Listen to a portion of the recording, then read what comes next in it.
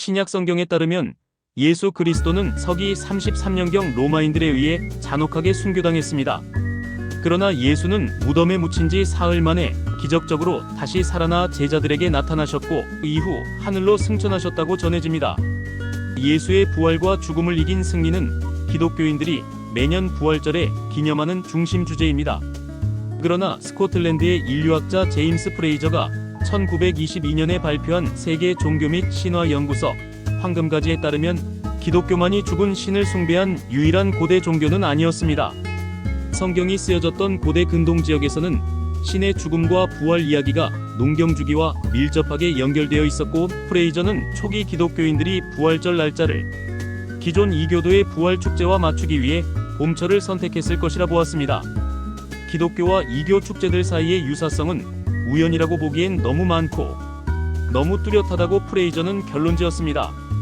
다음은 인도, 중국, 메소아메리카, 북유럽 신화를 포함한 세계 고대 문화 속 6가지 부활 이야기입니다. 1. 메소포타미아의 봄의 신 타무즈. 고대 농경 사회에서 겨울의 끝은 몇 달간의 부족한 식량 상태를 끝내고 봄과 여름의 풍요가 다가옴을 의미했습니다. 초기 농경 문명이었던 고대 메소포타미아에서는 이러한 주기적 흉년과 풍년을 신화로 설명했습니다. 이시타르는 메소포타미아의 대지모신이자 자연의 풍요를 상징하는 여신이었습니다.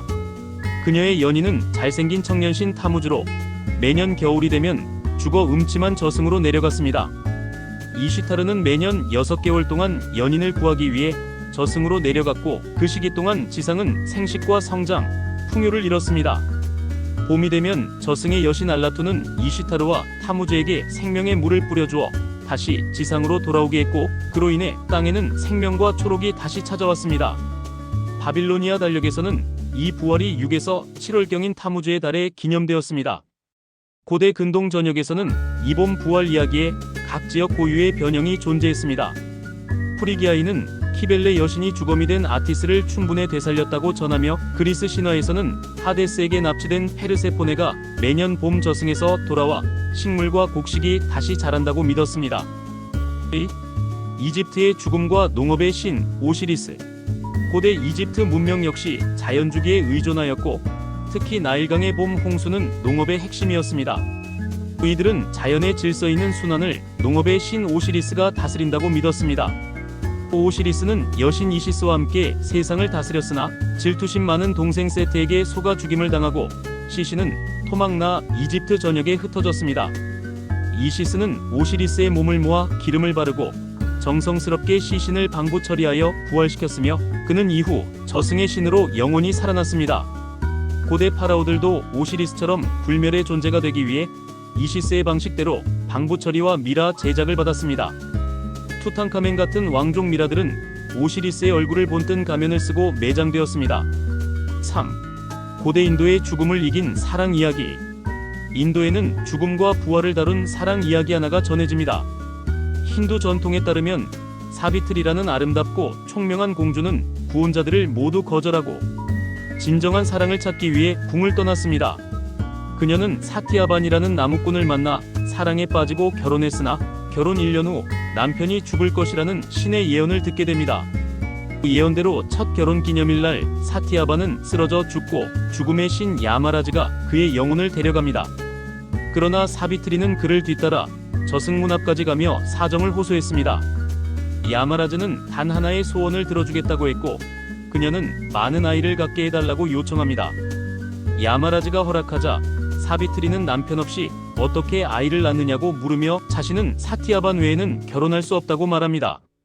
결국 야마라즈는 약속을 지키기 위해 남편을 다시 되살려 주었고, 두 사람은 재회합니다. 4. 단 한 짝의 신발과 보디다르마. 불교 전통에서 보디다르마는 인도에서 중국으로 불교를 전한 위대한 고승으로 알려져 있습니다. 선불교에서는 수수께끼 같은 가르침으로 제자들을 깨우침으로 이끄는 지혜로운 인물로 자주 등장합니다.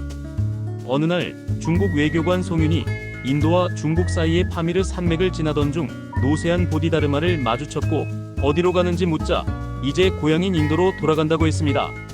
그런데 그는 신발을 한 짝만 신고 있었습니다. 송윤이 이상하게 여겨 이후 소림사에서 이 이야기를 하자 그는 거짓말쟁이로 몰려 감옥에 갔습니다. 왜냐하면 보디다르마는 이미 수년 전에 죽었기 때문이었습니다.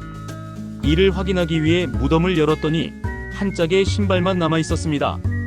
죽음조차 그의 지혜를 가두지 못한 것이며 그는 종종 맨발에 한 짝의 신발만 막대에 걸쳐 들고 있는 모습으로 묘사됩니다. 또 오딘의 자기 희생. 북유럽 신화에서 오딘은 모든 신들 가운데 최고이며 창조의 신이자 마법과 지혜의 신이었습니다. 그러나 그는 이 모든 지식을 얻기 위해 죽음과 같은 고통을 감수해야 했습니다. 고대의 지혜는 룬 문자에 담겨 있었고 신들조차 그 의미를 알 수 없었습니다. 오딘은 룬의 비밀을 알기 위해 자신을 희생합니다.